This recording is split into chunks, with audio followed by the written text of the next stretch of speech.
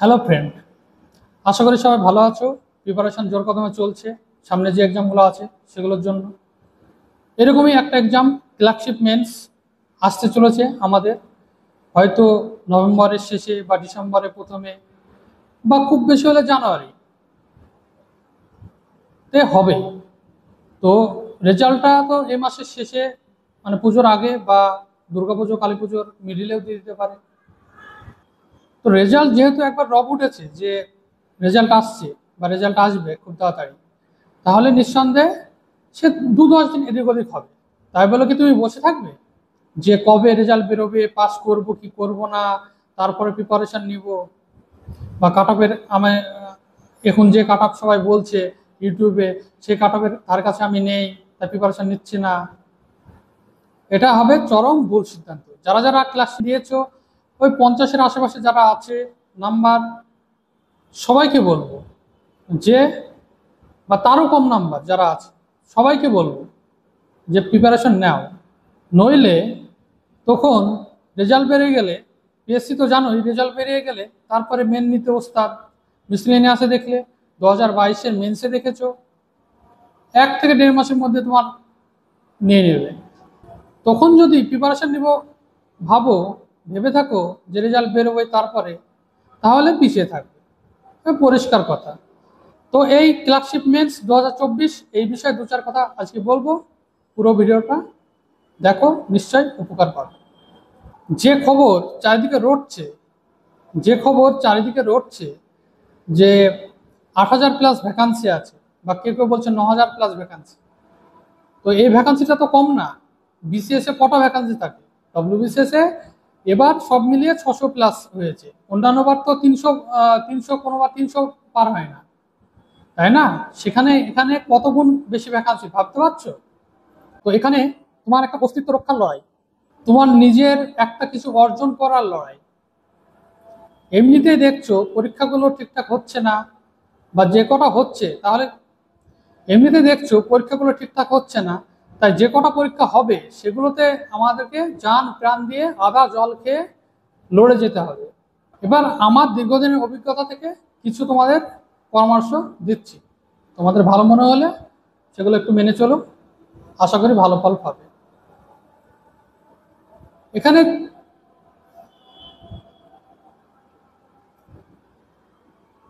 Clerkship মেন্সে 6টা topic লিখতে হবে 1 ঘন্টার মধ্যে। তোমাকে 1 ঘন্টার মধ্যে 6টা টপিক লিখতে হবে। তুমি যদি ভাবো যে কবে রেজাল্ট বেরোবে তারপরে তুমি প্রিপারেশন নিতে শুরু করবে, তখন তোমার হাতের স্পিড আর হবে না। ঠিক আছে, 6টা টপিক তুমি ওই পরীক্ষার হলে আর নামে আসতে পারবে না, এটা আমি ড্যাম শিওর।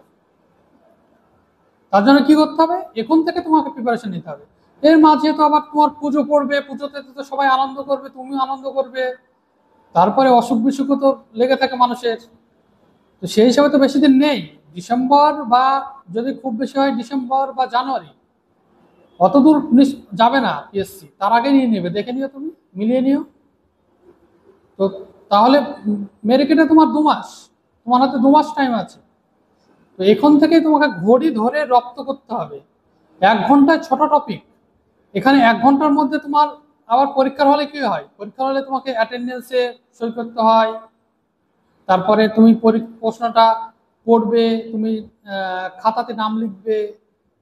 তো সেই সময় যদি তুমি 5-6 মিনিট বাদ দিয়ে দাও, তাহলে তোমাকে 54 মিনিটে 6টা টপিক লিখে আসতে হচ্ছে। মানে একটা টপিকের উপরে তুমি 9 মিনিট যদি দাও, তাহলে সেটা জাস্টিফাই হচ্ছে। এবার 9 মিনিটের মধ্যে তুমি ভাবো, তুমি একটা রিপোর্ট 9 মিনিটের মধ্যে, তুমি যদি আগে প্র্যাকটিস না থাকে, আগে যদি তোমার সেই ডেটাগুলো না জানা থাকে, তাহলে তুমি 9 মিনিটের মধ্যে নামে আসতে পারবে? হ্যাঁ, লিখে আসতে তো পারবে, কিন্তু ঠিকঠাক, যেটা সবার থেকে একটু ইউনিক, সেই লেখাটা লিখে আসতে পারবে না।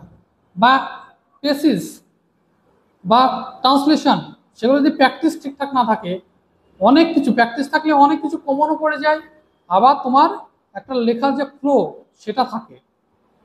তো পেসিস, ট্রান্সলেশন, এগুলোও ঠিকঠাক তুমি নামে আসতে পারবে না যদি আগে থেকে প্র্যাকটিস না থাকে। মানে প্রতিনিয়ত প্র্যাকটিস করতে হবে তোমাকে, প্রত্যেক দিন ঘড়ি ধরে প্র্যাকটিস করতে হবে। এখানে আমি 54 মিনিটের কথা বললাম, তো তুমি 50 মিনিট অ্যালার্ম দিয়ে ঘড়ি ধরে প্র্যাকটিস করো। একটা সেট, 6টা সেট নিয়ে নাও। তুমি যদি মক টেস্ট কোথাও না পাও, তুমি নিজে নিজেই 6টা কোশ্চেন তৈরি করে ফেলো না। একটা কি কি আসে কোশ্চেন? একটা আছে রিপোর্ট, একটা পেসিস, একটা হচ্ছে ট্রান্সলেশন। বাংলাতেও যা, ইংলিশেও তাই। বাংলাতে সারাংশ, আর রিপোর্ট, আর বঙ্গানুবাদ বা অনুবাদ, তাই তো? তো তুমি নিজে থেকেই, তোমার কাছে তো একটা বই আছে, পিকেদের সরকার থেকে ই করো, বা অন্যান্য বই থেকে তুমি নিজে থেকে ভাবো, তুমি যে পেপারটা পড়ছো সেই পেপারের একটা যে ইম্পর্টেন্ট রিপোর্ট টপিক, সেটা তুমি ই করে নাও, আইডেন্টিফাই করে নাও যে এটা আমি আজকে লিখবো। 6টা টপিক তুমি 50 মিনিটের মধ্যে লেখার চেষ্টা করো, নইলে পরীক্ষার হলে ঠিকঠাক নামে আসতে পারবে। তারপরে লেখা হয়ে গেল, তারপর তুমি, তোমার যদি কোনো টিচার থাকে সেই টিচারের কাছে তুমি ইভালুয়েট করে নাও যে স্যার একটু দেখে নিন। স্যারের কাছে না যাওয়া হলে তুমি হোয়াটসঅ্যাপে পাঠিয়ে দাও, তোমার বন্ধু বান্ধবদের পাঠিয়ে দাও। এই যে ইয়ামিন শেখের ভিডিও করলাম, সাকসেস স্টোরি, তোমরা তো নিশ্চয় দেখেছো। সে একটা কিছু লিখে আমাদেরকে হোয়াটসঅ্যাপে পাঠিয়ে দিত, আমরা কিছু আবার অ্যাড করে দিতাম, সেটাও মনে রাখতো। তো তোমরাও এরকম তোমাদের কোনো বন্ধুদের পাঠিয়ে দাও, যে দেখবে যে একটু লেখনের দিকে ভালো আছে, যে দেখবে একটু সাহিত্যটা ভালো বোঝে, তার কাছে পাঠাও না। যে ইংলিশে ভালো তার কাছে পাঠাও। আর টিচার থাকলে তো কোনো ব্যাপার নেই। তো এই ইভ্যালুয়েটটা করো, আর নিজেকে ইমপ্রুভ করো, নিজের মধ্যে ইমপ্রুভমেন্ট আনো। আর ট্রান্সলেশন, সারাংশ, এটা কত কথা হচ্ছে? ট্রান্সলেশন আর সারাংশ মিলিয়ে হচ্ছে 35 মার্ক। বাংলাতে 35, ইংলিশে 35।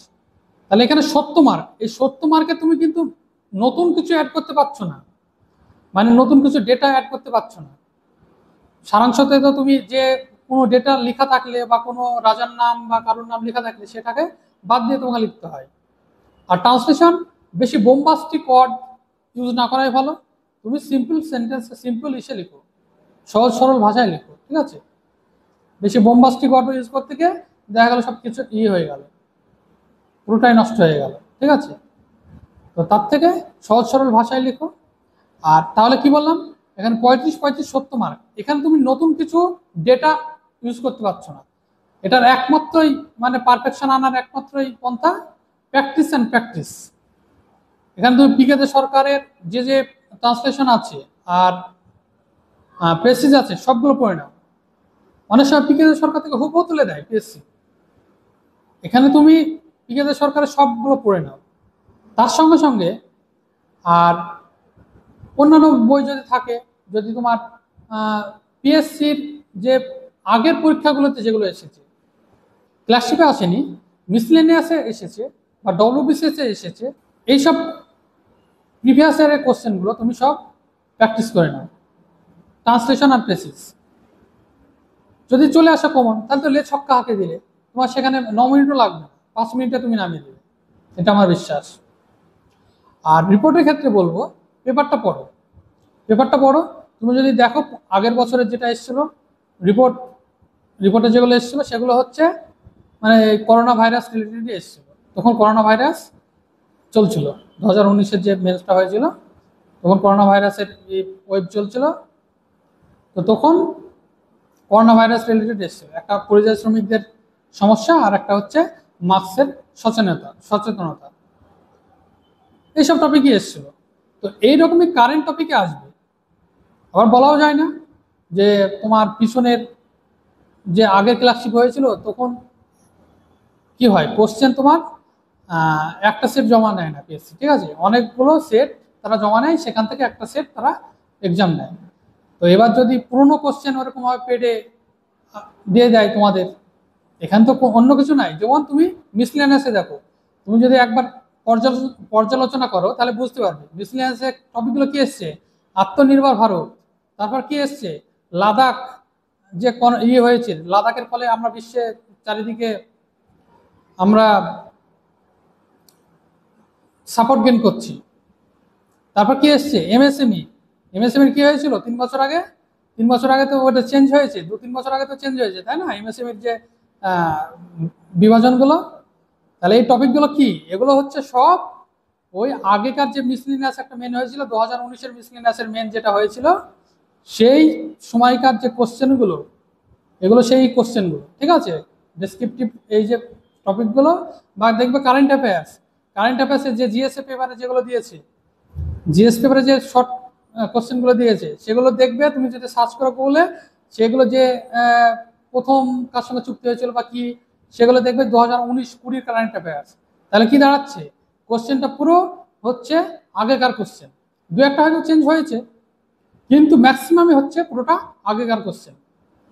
তো তোমাদের এটাও একটু ভাবতে হবে, আগেকার টপিকও দু চারটে তোমাদের প্র্যাকটিস করে যেতে হবে। আর এখনকার তো টপিক কিছু ছাড়া যাবে না, পেপারটা একটু ভালোভাবে পড়ো। ওই যে কে কোন নেতার কি হলো এসব না পড়ে, বা কোথায় কোন নেতা কাকে কি বললো এসব না পড়ে, একটু কনস্ট্রাকটিভ যেগুলো তুমি তোমার সমাজের কাজে লাগবে, একটা মাস পিপুলের কাজে লাগবে, সেই সবগুলো একটু দেখো। পরিবেশের সচেতনতা রিলেটেড এইসব রিপোর্টগুলো একটু দেখো, ঠিক আছে। আর যেটা বললাম, প্রত্যেকদিন প্র্যাকটিস, এছাড়া কোনো উপায় নেই। 30 মার্ক তুমি ডেটা অ্যাড করতে পারবে, আর 70 মার্ক তুমি ডেটা অ্যাড করতে পারবে না, মানে এটা তোমার মানে গতানুগতিক তুমি লিখে যেতে হবে। আর একটা কথা হচ্ছে যে পিএসসি এখন সব পরীক্ষায় বলে দিচ্ছে যে ক্রোনোলজি মেনটেন করার জন্য। তো এই ক্রোনোলজিটা তুমি এখন থেকে প্র্যাকটিস করো, নইলে সেদিন 6টা টপিক একটা লেজে গোবরে অবস্থা হয়ে যাবে। তখন দেখা গেলো কোনো একটা টপিক কঠিন চলে আসলো, তুমি ভাবলে যে এটা আমি পারবো না, ওটা ভাবতে ভাবতে তোমার 2-3 মিনিট চলে গেল, তোমার ডিসিশন নিতে 2-3 মিনিট চলে যাবে, যে এটা আমি পারবো না, এটা পরে লিখবো, অন্য কোশ্চেনটা লিখি, ঠিক আছে। তো সেই ডিসিশন মেকিং এর যেন কোনো ভুল না হয়, তার জন্য তোমাকে এখন থেকেই ক্রোনোলজি মেনটেন করে তুমি প্র্যাকটিস করো। আর হ্যাঁ, প্রিলিমসে কম নাম্বার থাকলেও মেন্সে সব ওলটপালট করে দেবে। তুমি যদি আগের ক্লাসশিপের মার্কগুলো যদি দেখবে কেউ প্রিলিমসে 60-65 পেয়েছে, কিন্তু মেন্সেও পেয়ে গেছে 70+ পেয়ে গেছে, দিয়ে সে ফাইনাল মেরিট লিস্টে জায়গা দখল করে নিয়েছে, ঠিক আছে। তো তোমাদেরও বলবো যে প্রিলিমসের নাম্বার কম আছে বলে একটু দ্বিধায় ভোগো না, এখন তো প্রিপারেশন নাও। আর ডেসক্রিপটিভ পেপার রে ভাই, এটা তোমার যদি ধরে নাও তুমি পাস না করলে, তবু তোমার তো পরে পরীক্ষা কাজে লাগবে, ডব্লিউবিসিএস মেন্সে লাগবে, অন্য পরীক্ষা লাগবে, আরো কেপিএসআই যদি তা কেপিএসআই লাগবে মেন্সে, বা অন্যান্য পরীক্ষা লাগবে, সব পরীক্ষা লাগবে। বাংলা ইংরাজি তোমার ক্ষতি করবে না, এটা বলতে পারি। তো এখন থেকে তুমি ঘড়ি ধরে প্র্যাকটিস করো। তাহলে জাস্ট কি দাঁড়ালো, তুমি 50 মিনিট অ্যালার্ম দাও, 50 মিনিটের মধ্যে 6টা টপিক তুমি কমপ্লিট করার চেষ্টা করো, দিয়ে সেটা ইভ্যালুয়েট করো বন্ধুদের কাছে বা স্যারের কাছে, আর প্রত্যেকদিন এটা মেনটেন করো। পেপারটা পড়ো, পেপারের যদি কোনো ডেটা পাও, মানে একটা ইম্পর্টেন্ট ডেটা কিছু থাকলো, সেগুলো তুমি নোট ডাউন করে রাখো। আজ এ পর্যন্তই, সবার জন্য শুভকামনা রইল। জোর কদমে প্রস্তুতি চালিয়ে যাও, রেজাল্ট তো বেরোবেই খুব শীঘ্রই। Thank you.